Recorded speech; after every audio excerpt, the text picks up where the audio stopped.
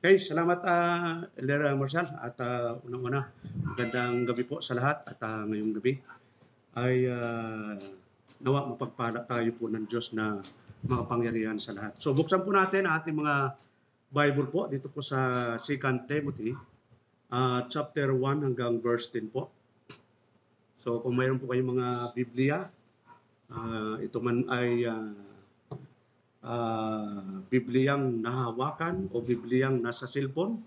So, buksan po nyo at sundan lang po nyo ako. Sabi po dito, sulat po ni Apostolo Pablo kay Timoteo, "Thou therefore, my son, be strong in the grace that is in Christ Jesus. In the things that thou hast heard of me among many witnesses, the same commit thou to faithful men, who shall be able to teach others also." In verse 3, "Thou therefore endure hardness as a good soldier of Jesus Christ. No man that warreth entangled himself with the affairs of this life, that he may please him who had chosen him to be a soldier." Verse 5, "And if a man also strive for masteries, yet is he not crowned, except he strive lawfully. The husbandman that laboureth must be first partaker of the fruits. Consider what I say, and the Lord give thee understanding in all things." Verse 8, "Remember that Jesus Christ of the seed of David was raised from the dead according to my gospel." Verse 9, "Wherein I suffered trouble as an evildoer, even unto bonds. But the word of God is not bound." And last verse, "Therefore I endure all things for the elect's sake, that they may also obtain the salvation which is in Christ Jesus with eternal glory." So, purihin po ang Diyos sa pagkabasa ng kanyang mga salita. Tayo po'y manalangin, ang mga pangyarihan sa lahat. Salamat o Diyos sa gabi ito, sa isang pagkakataon na kami po ay nagkaroon ng virtual fellowship upang kayo po ay aming purihin, dakilain at kami po ay magpalakasan sa isa't isa sa pamagitan po ng iyong mga salita. In practical living po, O Lord, nawa kami po ay maging marapat sa inyo sa gabi ito at awa ang mga salita mong aming rinig ngayon makapagbigay po sa amin ng kalakasang espiritual. Nawa ay marami kami matutunan, especially sa aming ministeryo sa inyong iglesia. Salamat o God sa gabi ito. Lahat po na ito ay dinadalangin namin sa tanging pangalan ng iyong bugtong na si Jesus. Amen and amen. Okay, so unang-una mga kapatid ay muli magandang gabi. At dito po sa ating binasa, ito po ay sulat po ng ating kapatid apostol na Pablo kay Timoteo. At ang sulat na ito ay pinrovide ni Apostolo Pablo upang maging guidance at maging instruction para sa kanyang ministeryo, lalo na po sa Efeso. At pinaka-concern niya po dito ay yung tinatawag pong false teaching, tapos establishing sound leadership, yon. Tapos yung tinatawag na encourage si Timoteo para remain steadfast in his faith and ministry. Yon. Tapos para encourage siya para harapin yung mga tinatawag na opposition. No? So yan po yung mga dahilan kung bakit sinulatan ang ating kapatid na Apostola Pablo si Timoteo. So dito po sa ating topic ngayon ay doon po natin kukunin doon sa verse 3, no? Ito pong binasa natin. So sabi doon, "Thou therefore endure hardness." Yon. So ang pinaka-topic po natin ay endure hardness. So makikita po natin yan sa mamaya kung paano nangyari yung mga ganong salita ng ating kapatid na apostol na Pablo. Dito po sa verse 1, makikita po natin na sabi po ng ating kapatid na apostol na Pablo, "Thou therefore, my son, be strong in the grace that is in Christ Jesus." So, ito po encouragement po ni ating kapatid na Apostola Pablo kay Timoteo na magpakalakas sa biyaya ng ating Panginoon. So kung wala po tayo sa Panginoon, wala ho tayong magiging lakas at sigurado pong babagsak po tayo. So ganun lang po yung encouragement ng ating kapatid na apostol na Pablo kay Timoteo bilang ministro ng Panginoon, bilang siya po ay tagapanguna sa iglesia doon po sa Epeso. Sabi nga niya sa Tagalog, ikaw nga anak ko, magpakalakas ka. Yun. So importante yung magpakalakas kasi hindi naman automatic na ang isang ministro ng Diyos ay malakas agad sa spiritual. Kaya nga nandun po yung continuation ng pag-aaral, meditation, fellowship, lahat po ng dapat ikalalakas na ating spiritual ay dapat gawin ng isang lingkod ng Diyos, ng isang mananampalataya, lalo na po sa pananatili natin sa ating Panginoong Jesucristo. So, ang sabi po doon sa verse 2, yun, ito po, sabi doon sa verse 2, "In the things that thou heard of me among many witnesses, the same commit thou to faithful men, who shall be able to teach others also." Nandito po yung continuation ng pagtuturo o yung discipleship na dapat ginagawa ng isang minister o ng isang lingkod ng Diyos, lalo na po sa mga tinatawag pong faithful men. Nakita natin, sabi doon, commit thou to faithful men. Yun, mga tapat na lalaki. Yun. Sabi no iba, ba't walang babae? Ba't walang women? Faithful men. Kasi nga, ang pinag-uusapan po dito ay pastoral epistle o yung paglilingkod as a leader in the local church o yung tinatawag na ministeryo ng isang pastor. Kaya hindi ho tayo naniniwala sa pastora o women's preacher kasi nga hindi po inaayunan ng banal na kasulatan. Pero mapapansin po natin doon, sabi po doon, commit thou to faithful men, tapat na lalaki, who shall be able to teach others also. Makita po natin yung pamanhik nito mga kapatid na bilang tayo po ay nabibilang sa iba't ibang local church, mandato po ng Diyos o ng ating Panginoon na talagang continuation yung discipleship. Kaya makita natin na ang church po ay hindi po lang sa isang tao, kundi ang church binubuo ng marami. Na yung maraming yon dapat ay mayroong function sa local church. So, in verse 3, kasi ito po yung talagang ating pinaka-topic ngayon, sabi doon, "Thou therefore endure hardness as a good soldiers of Jesus Christ." So, pag sinabing endured hardness, alam natin na si Apostol na Pablo sa kanyang pagmiministeryo, talagang maraming hardness ang naranasan niya. Yun, talagang kahirapan. Sabi nga sa Tagalog, makipagtiis ka sa akin ng mga kahirapan na gaya ng mabuting kawal ni Kristo Jesus. Kaya po nasasabi ni Apostol na Pablo ito mga kapatid, kasi nga po siya mismo, naranasan po niya yung kahirapan ng isang pagmiministeryo. Kung titinan po natin yung buhay ni Apostol Pablo, lalo na po sa kanyang tinatawag pong pag-ministeryo, makita natin yung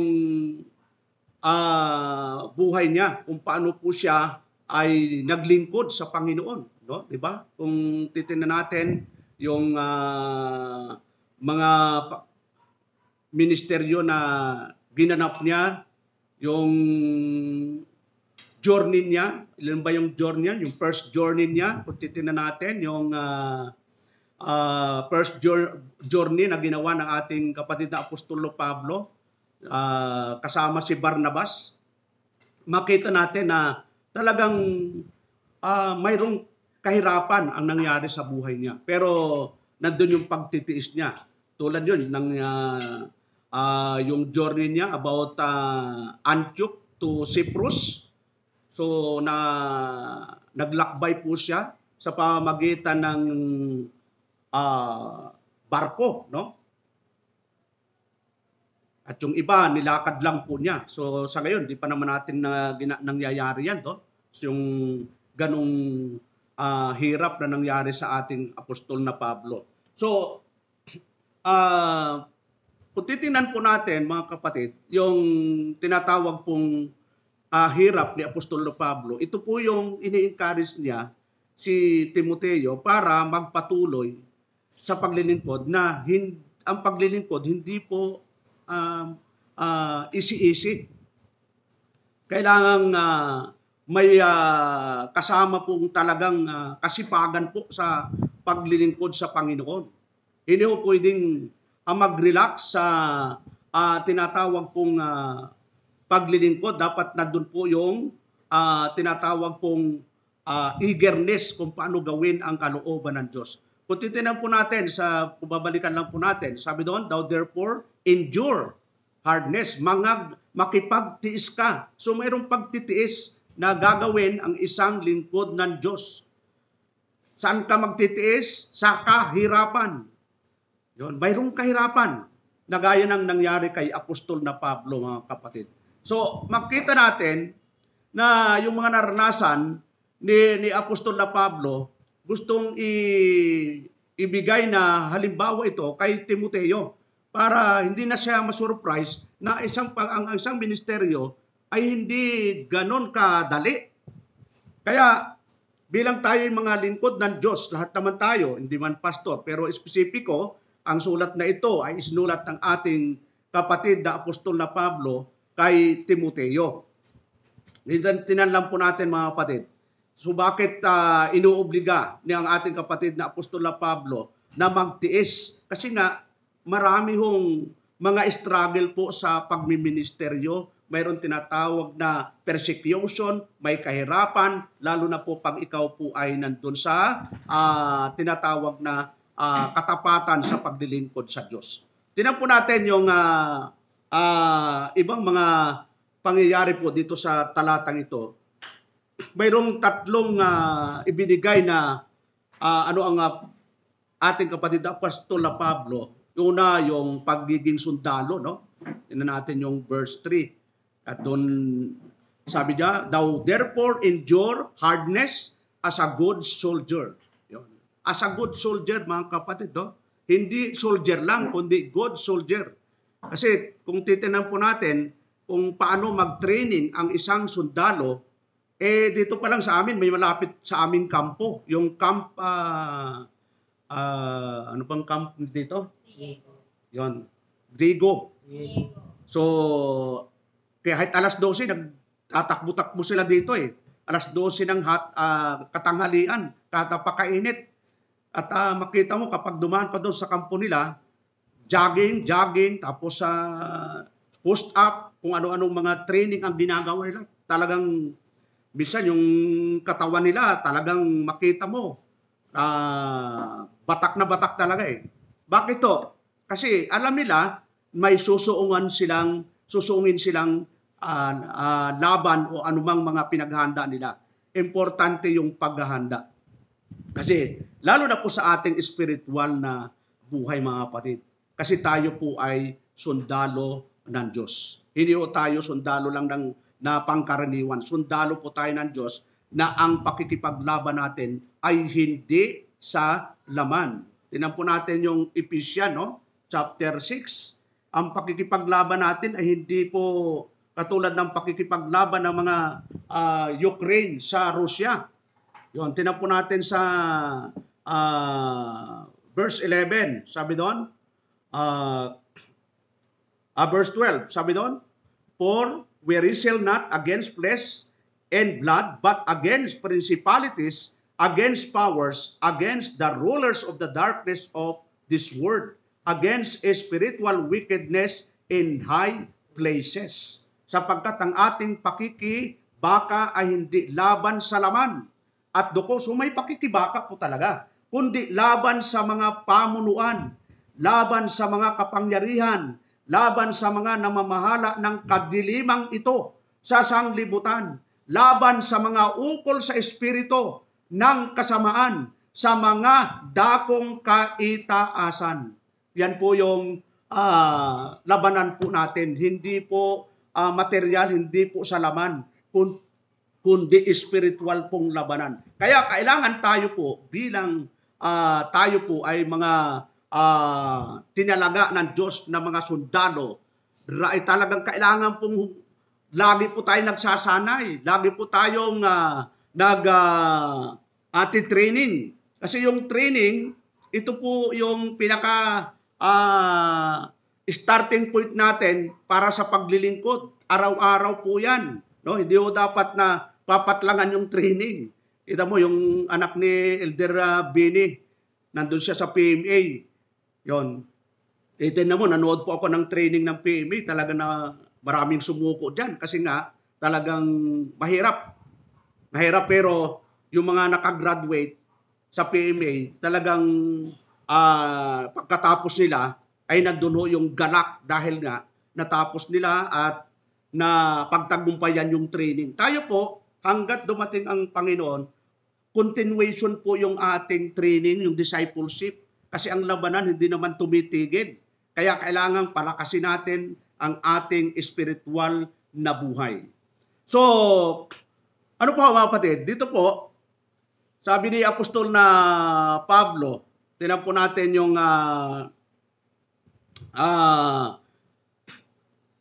tinatawag pong encouragement ni Apostol na Pablo dito po sa ating binasa sa 2 Timothy. Balik po tayo doon mga kapatid. 2 Timothy chapter 2, sabi niya sa verse 4, sa verse 4, sabi daw, no man that warreth entangled himself with the affairs of this life, that he may please him who had chosen him to be a soldier.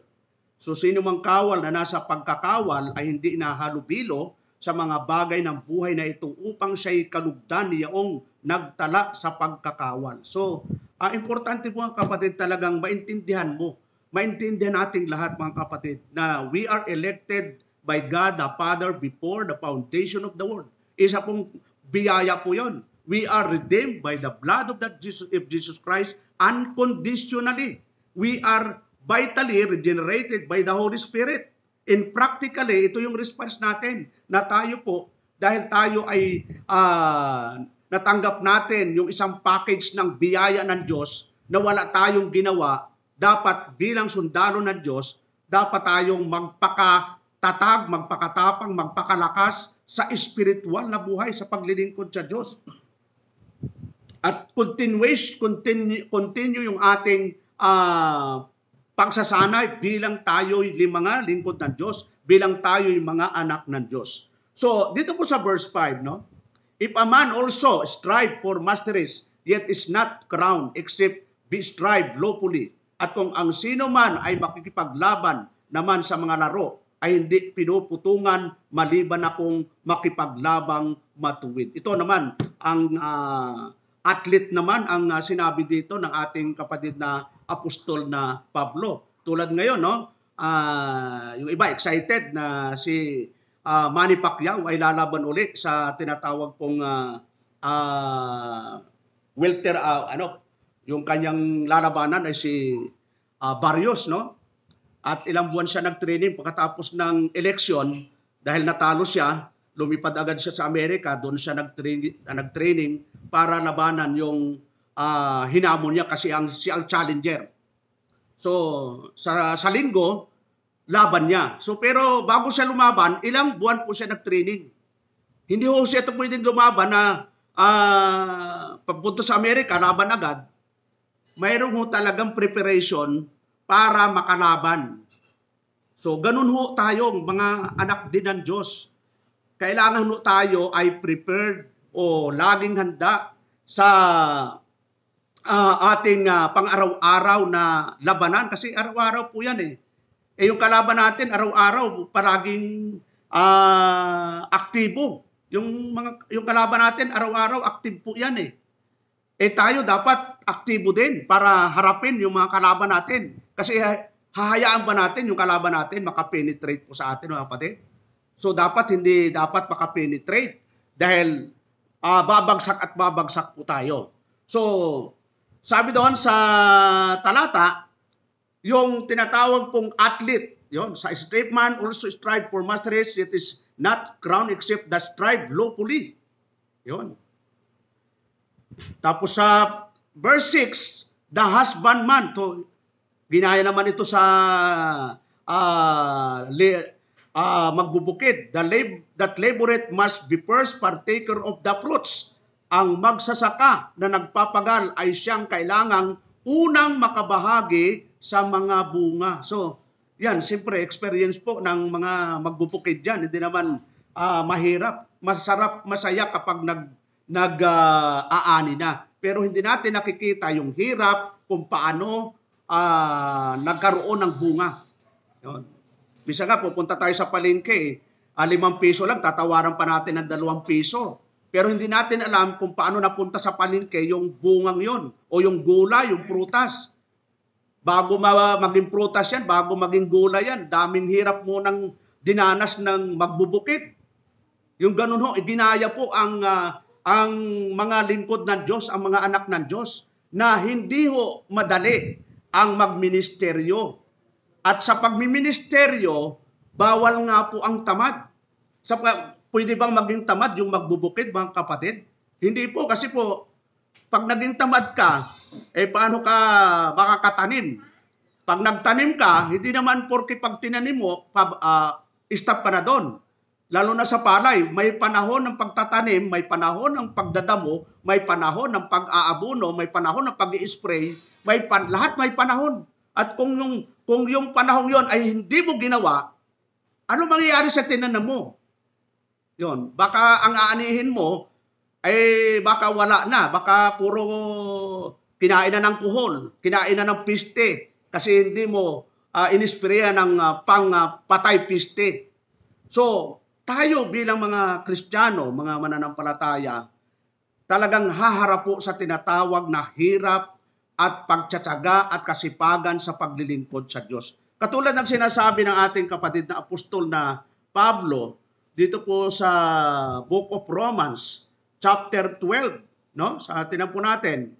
Anong pong sabi ni Apostol na Pablo po dito, chapter 12, verse 11? Sabi doon, not slothful in business, fervent in spirit, serving the Lord. Huwag mga tamad sa pagsusumikap, maningas sa espiritu, mapaglingkod sa Panginoon. Yon, alam mo yun, yung verse na ito, mga kapatid, hindi po ito tumutukoy sa negosyo, hindi po ito tumutukoy sa networking, hindi po ito tumutukoy sa secular na trabaho. Ito po ay business sa spiritual na ministeryo po natin. Kaya sabi doon, not slothful in business, fervent, huwag mga tamad sa pagsusumikap. Kaya tayo lahat, mga kapatid, dapat tayo ay masipag. Masipag sa ministeryo ng Panginoon. Kaya kung titingnan lang po natin yung journey ni Apostol na Pablo, kung paano po siya nagministeryo, makita natin na wala pa tayo sa kalingkingan. Napakalayo po natin para tingnan, makita yung ginagawa natin.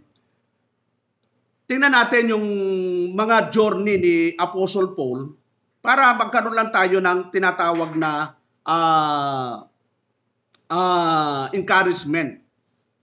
Tingnan natin yung mga journey niya. Kasi hanapin ko lang po, mga kapatid, no? Yan. Dali lang po. Nawala na yung ano ko.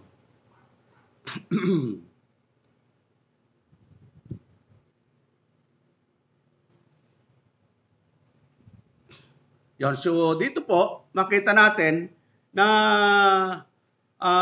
yung first, nagkaroon po siya ng first journey nagkaroon po ng second journey, third journey, at sabi nila may fourth journey pa. Pero ang punto doon mga kapatid, si Apostol Pablo, hindi po siya tumitigil sa pagbiministeryo kahit ang lalayo ng pinupuntahan. Ang importante, maipangaral yung salita ng Diyos sa kahit saan man na may opportunity. Kaya makita natin kahit doon sa habilin niya kay Timoteo sa 2 Timothy chapter 4, no? Anong sabi ni Apostol na Pablo doon mga kapatid? Sabi doon sa 2 Timothy chapter 4 verse 2, sabi niya, preach the word, be instant in season, out of season, reprove, rebuke, exhort with all long suffering and doctrine. So ito yung dapat tinataglay po ng isang ministro ng Diyos. Wala siyang pipiliing panahon, basta may opportunity, dapat nandun yung eagerness niya na mangaral, saan man siya dalhin ng Panginoon. So hindi siya mamimili. Si Apostol Pablo, kung pipiliin ba niyang pumunta sa kung saan-saang lugar, mga kapatid? Pipiliin ba niyang pumunta sa yung first journey kasi niya, pumunta po siya from Antioch, pumunta pa siya sa Cyprus. Sumakay po siya ng barko. Tapos sa second journey, pumunta siya sa Asia Minor. Tapos sa Europa. Nagtumigil siya ng 3 taon po doon. Yun, hindi siya nagpasarap ng buhay doon. So, binisita po niya yung Philippi, Thessalonica, Athens, and Corinth. So, yun paglalakbay. Ito, magandang pag-aralan po doon, yung especially yung continuation natin ng biblical leadership. Matatalakay po sana yun, yung first journey, second journey, third journey, hanggang fourth journey. Kung paano yung nangyari sa kanyang buhay na talagang napakahirap ng nangyari po sa buhay po ni Apostol Pablo. Pero ang punto dito mga kapatid, yung paghahanda ng bawat ministro, bawat isa po sa atin sa paglilingkod ay hindi po madali. Talagang mag-i-exert ka ng tinatawag na effort, talagang magbibigay ka ng panahon. Kasi nga, yung kasibagan ay utos ng Panginoon, di ba? Sabi nga ni Apostol Pablo, huwag maging tamad. So, kailangan maging masipag po tayo, mga kapatid. Kasi pag hindi po tayo naging masipag sa ministeryo ng Panginoon, kasama po tayo doon sa sinasabihan ni Apostol Pablo na huwag maging tamad sa sa gawain ng Panginoon. Tingnan po natin. Sabi dito sa verse 2, sa verse 3 ng 2 Timothy, for the time will come, verse 2 Timothy 4:3, for the time will come when they will not endure sound doctrine, but after their own lust shall they heap to themselves teacher having itching ears. Yun. Kaya tayo tinitrain, mga kapatid, kasi ang dami natin pwedeng mapangaralan. Ang dami natin ang daming opportunity. Pero minsan, ang dami nating pwedeng idahilan. Walang pamasahe, walang ganito, walang puro dahilan. Kaya yung ministry parang nagiging stagnant po, mga kapatid. Kaya makita natin na ang Primitive Baptist sa Pilipinas, sabi, kung titingnan natin, talagang hindi naman natin pero gala po dito sa Cavite, ako pa lang po ang Primitive Baptist dito, no? Bawat probinsya, tig-isang Primitive Baptist, di ba? Samantalang ibang mga malalaking religion, barangay, bawat bayan, mayroon sila. So, ano ang kulang? Ano ba yung problema? So, siguro makita natin, talagang dagdagan pa natin yung sipag.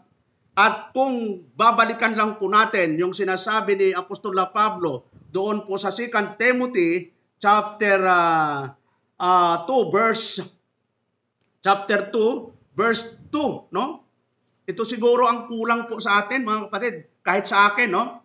Kahit personal dito sa Cavite na nagtitrain kami dito, pero hindi hindi talaga nabibigyang talagang pansin yung talagang pagtitrain. Sabi doon, in the things that thou hast heard of me among many, yon, among many witnesses, the same commit thou to faithful men. Ano ibig sabihin nito mga kapatid? Kailangang i-prepare po natin yung ating mga kapatiran, lalo na po yung mga kalalakihan, para po sa paglilingkod sa Panginoon. Kasi tinan po natin mga kapatid, paano kung mawala ako? Yun, wala po akong na-train. Wala po akong na-disciple. E di, anong mangyayari sa local church sa Cavite? E di, kanya-kanyang buhay na lang.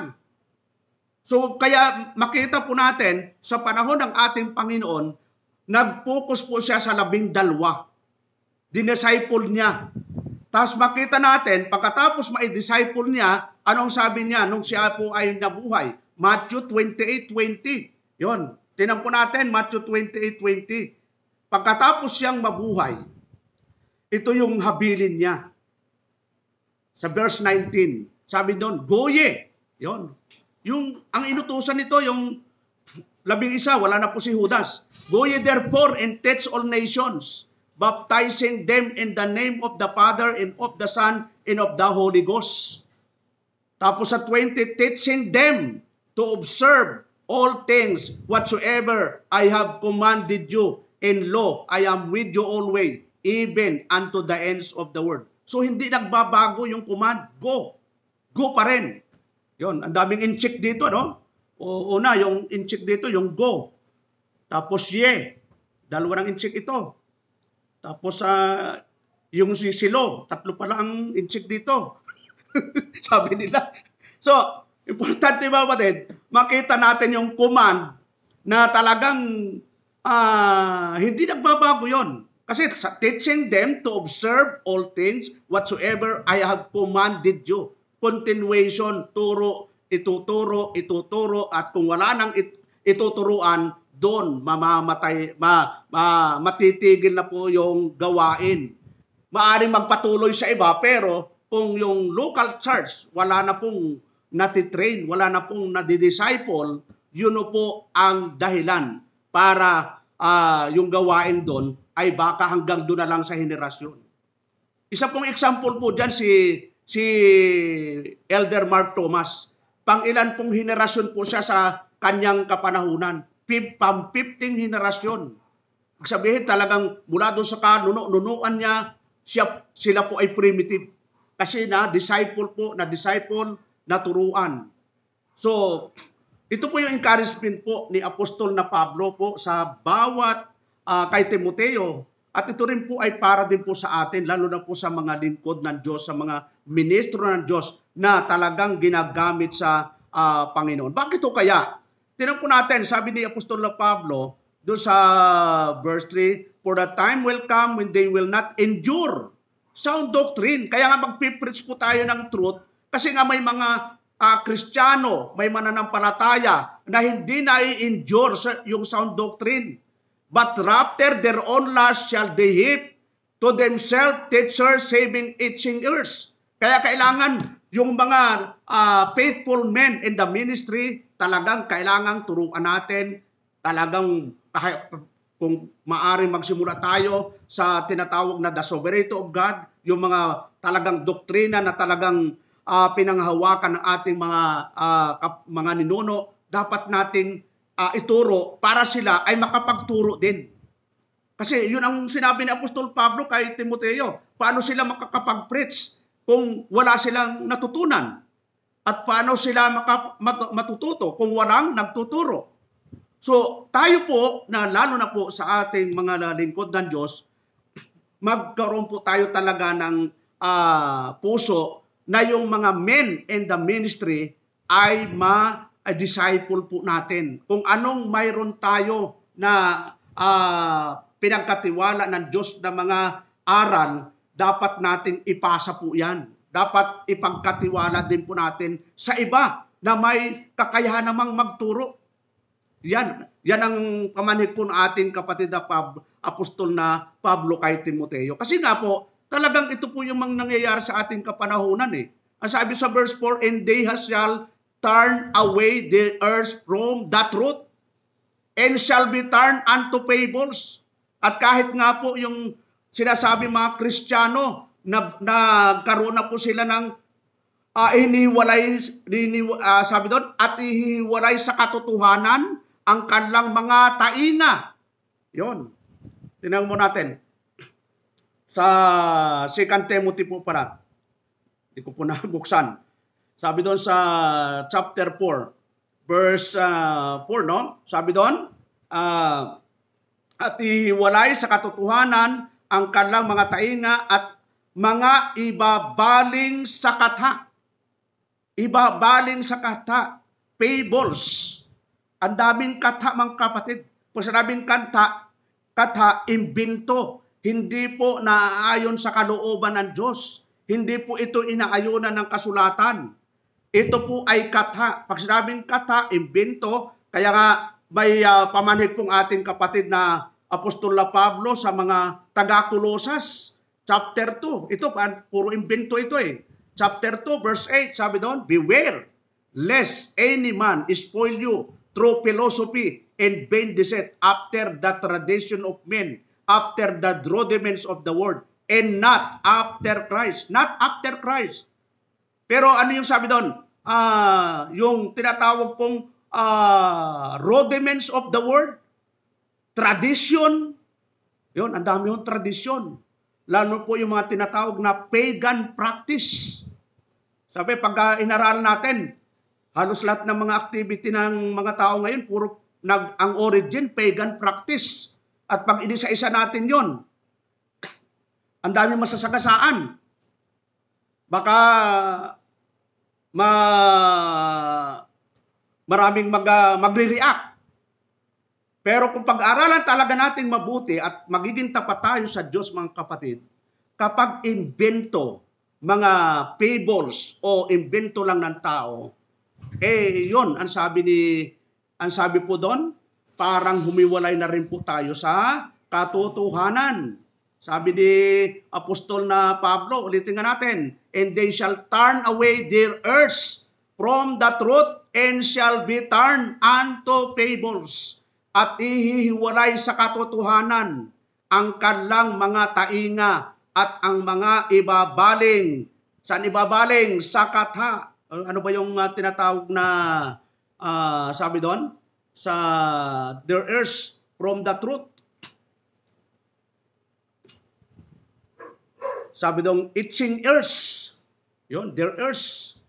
In the Bible, itching ears refers desire for teaching that align with one's own desire. Yun, makamundo na. Wala na sa katotohanan.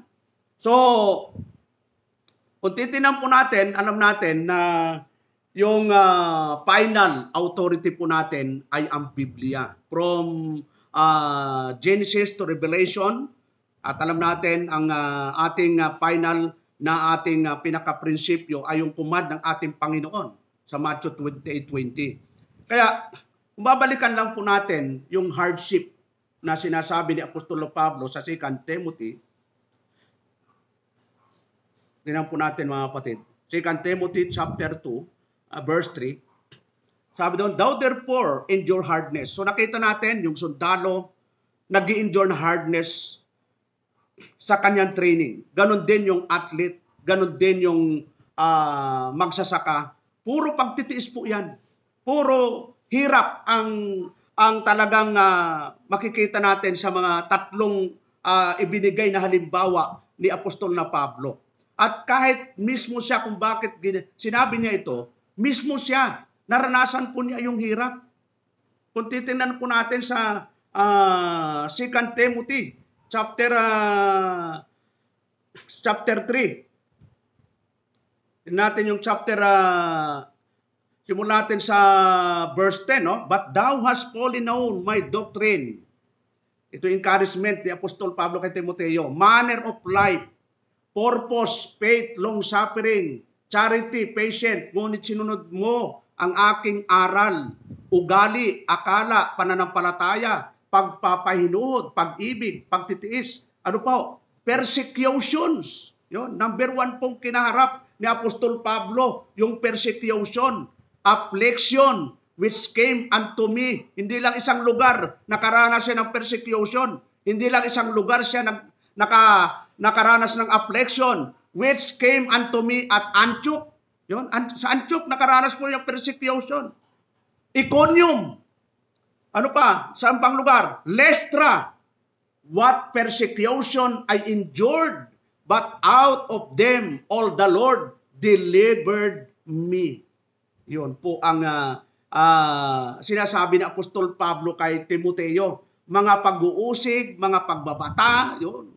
Ano mang mga bagay ang nangyari sa akin sa Antioquia, sa Iconio, sa Lystra, ano mga pag-uusig ang tinis ko, at sa lahat ay niligtas ako ng Panginoon. So kahit mayroong kahirapan ang pagmiministeryo, pero ito pa rin yung nabanggit ng ating kapatid na apostol na Pablo. Tapos sa verse 12, anong sabi niya? Yeah, in all that we live godly in Christ, Jesus shall suffer persecution. Wala hong makakaligtas dito kapag totoo kang maka-Diyos. Yeah, and all nga eh. Hindi ito all without exemption o without ano yung isa. So, all talaga. Yeah, and all that will live godly in Christ, Jesus shall suffer persecution. Oo, lahat na ibig mabuhay na may kabanalan kay Kristo Jesus ay mga babata ng pag-uusig. So, hindi ho talaga madali. Hindi ho talaga maalwan ang pagsunod sa Panginoon, especially kapag ikaw ay lingkod ng Diyos, kapag ikaw ay ministro ng Diyos, dahil marami kang kakaharapin, marami kang sasuungin na mga oposisyon. Sa loob pa lang ng bahay, kapag may kasama kang unbeliever, oposisyon na yon sa mga mangangaral. Minsan struggle ay kung ang oposisyon mo ay asawa mo, anak mo, magulang mo, kapatid mo, nasa loob ng bahay. Di ba? Talagang magkakaroon ka ng struggle doon. Pero makita natin si Apostol Pablo na talagang kinaharap niya ito. At hindi siya naapektuhan sa mga bagay na ito. Kasi nga, alam niya, sabi doon, but out of them, all the Lord delivered me. Yun ang importante na mga makita po natin na kapag mayroon tayong kinakaharap na mga dalahin sa buhay, mga kapatid. So ano pa? Kung titignan po natin sa Book of Romans, no? Yung mga experience ni Apostol Pablo na hardness o kahirapan, sabi niya sa Romans chapter 8, tignan po natin sa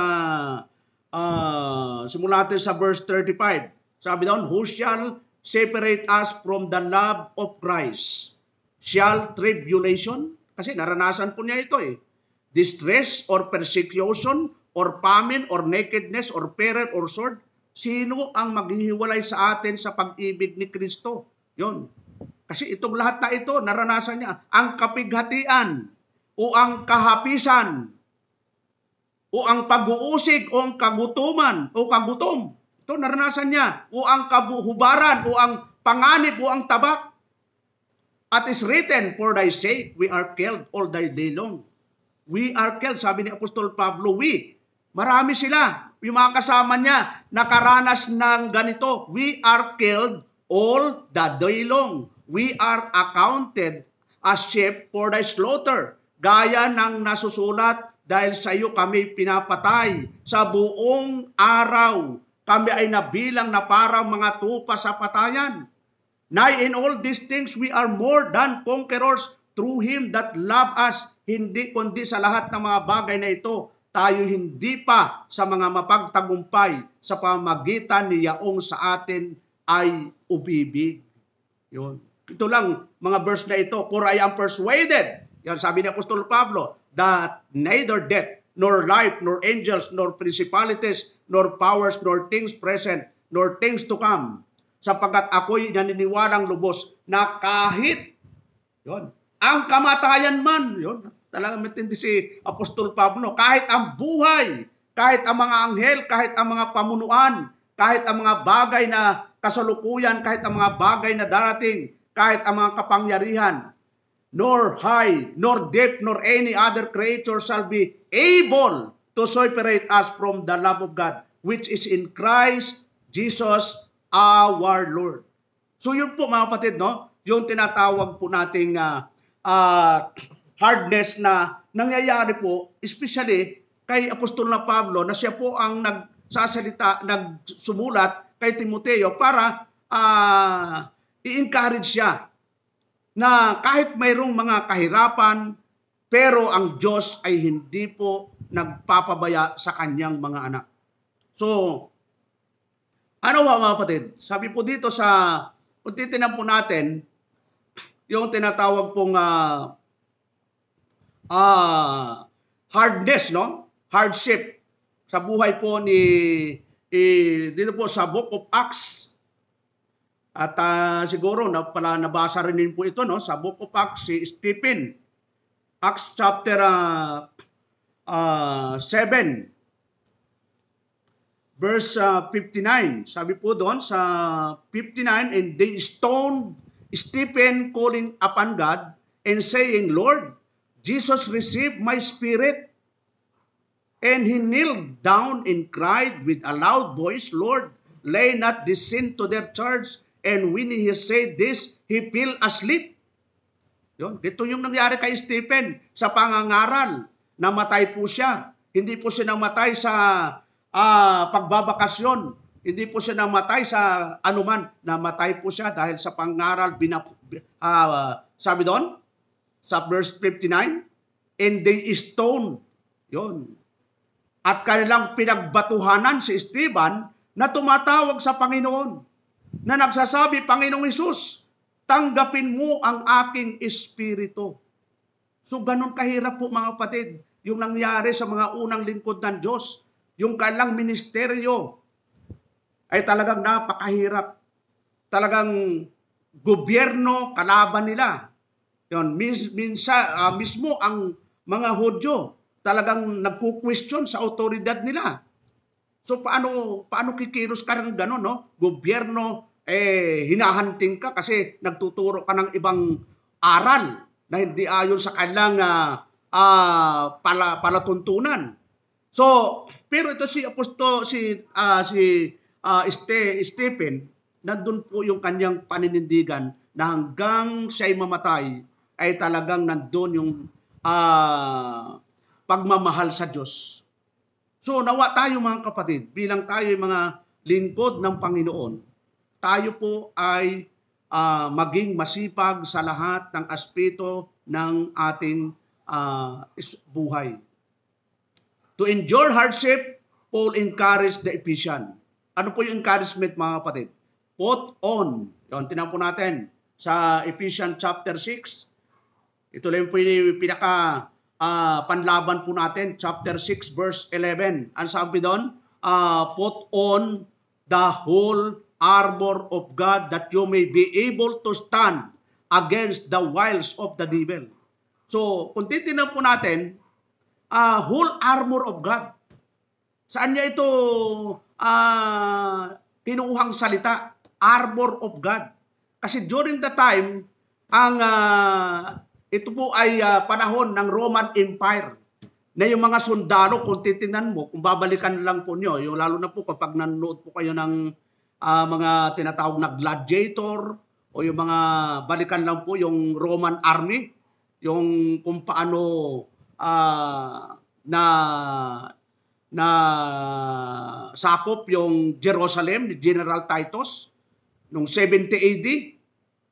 So may mga pelikula yan no? Na kung paano yung mayroon silang suot na helmet, yon, mayroong balute, the whole armor. Yon, kasi ang sandata during the time, sibat, pana. So kapag ikaw ay lumalaban, sinibat ka, kung mayroon kang shield o yung panangga, masasangga mo yon. Kung lumusot man, may balute ka, edi may double protection. Kung sibatin ka sa ulo, may helmet ka, edi may panangga ka. Kaya nga dapat, sabi doon, sa verse 11, put on the whole armor of God that you may be able to stand against the wiles of the devil. So bilang sundalo tayo ng Diyos, dapat suot-suot natin yun mga kapatid. Hindi pwedeng ang suot mo lang yung helmet. Okay na ito, pastor.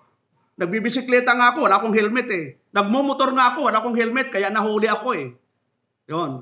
Di ba, pag nagmumotor, required talaga mag-helmet eh. Pero marami dito sa amin, violator. Yun. Kaya pag nakita nila na may nag-aabang, hindi mo na sila didiretso. Yun.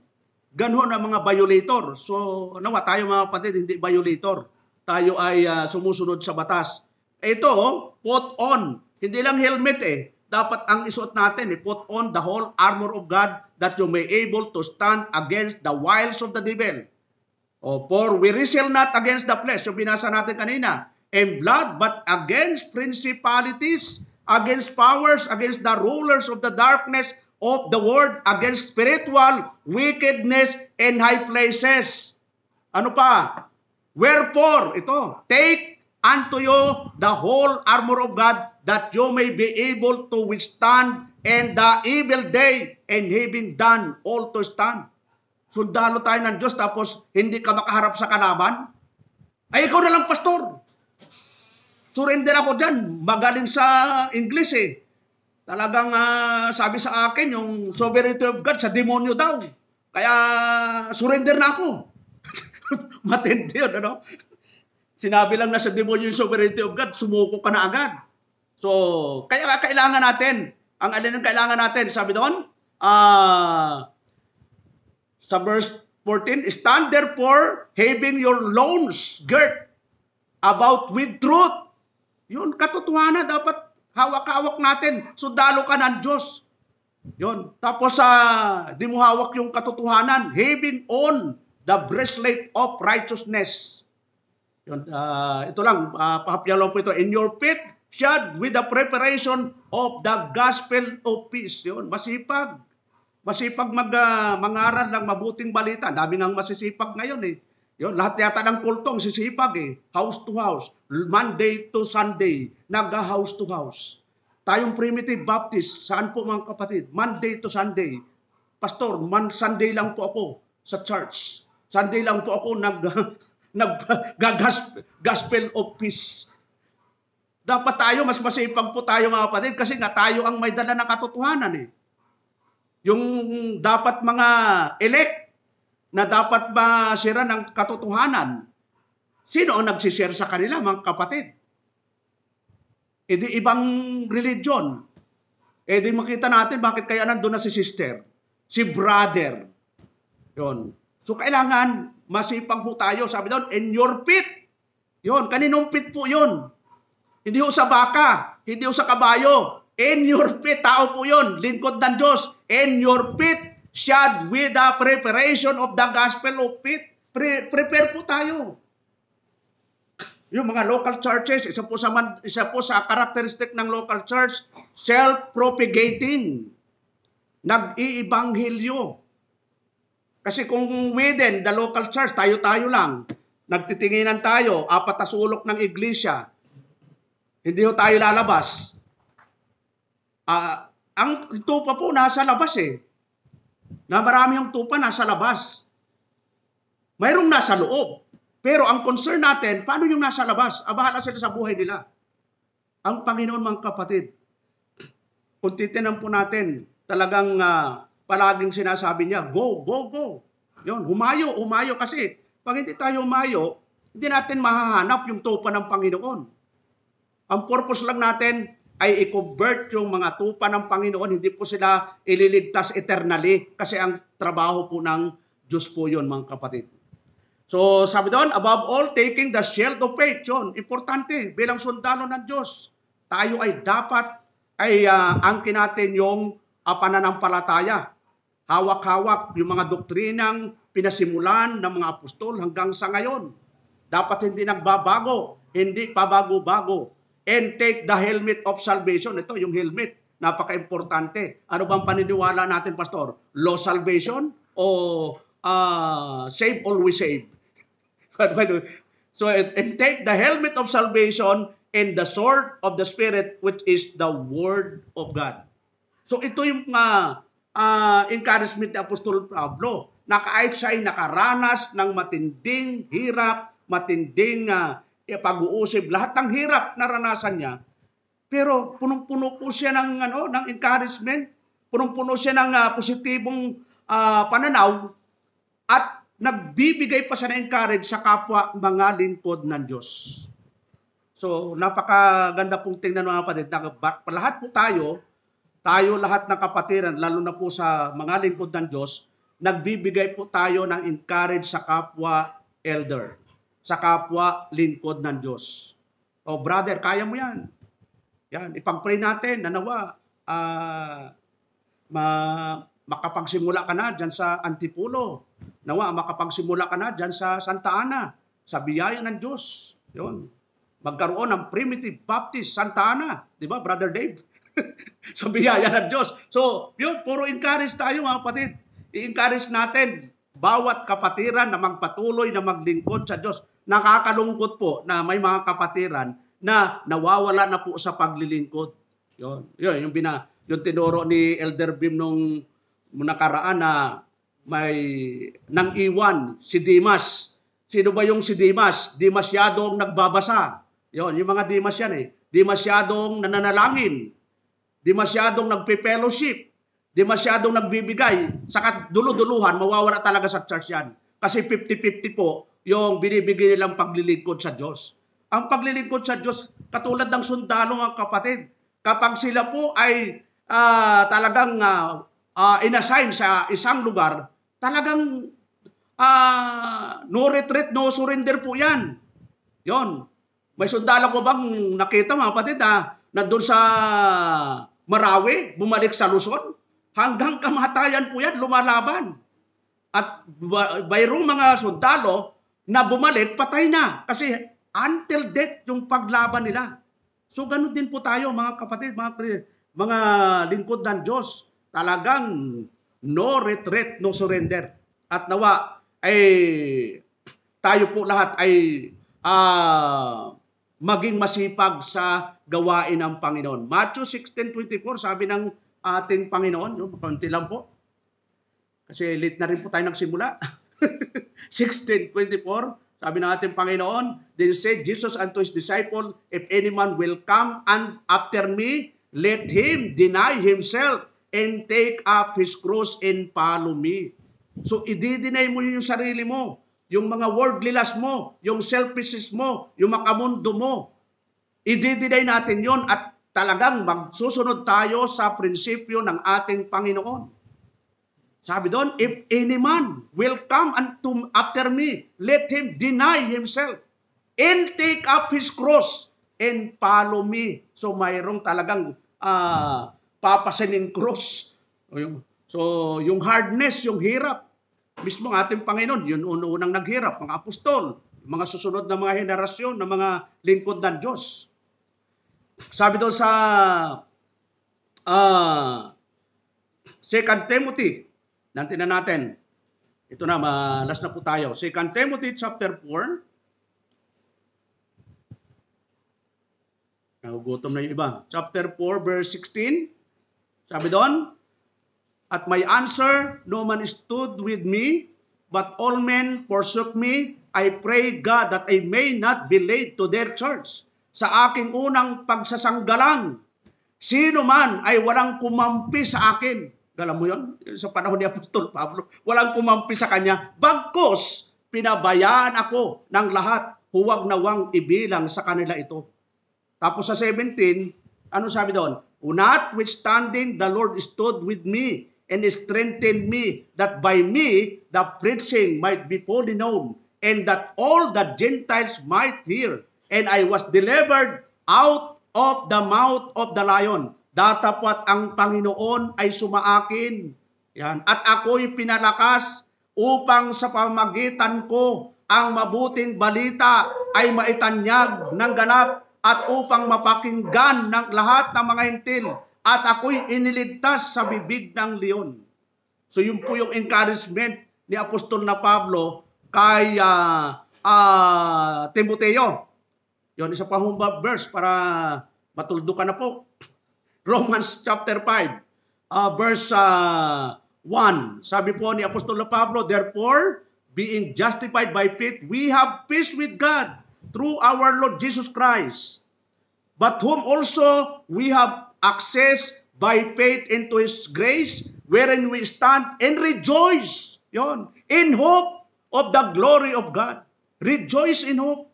Nagagala kahit maraming paghihirap, maraming mga struggle, pero sabi ni Apostol Pablo, wherein we stand and rejoice in hope of the glory of God.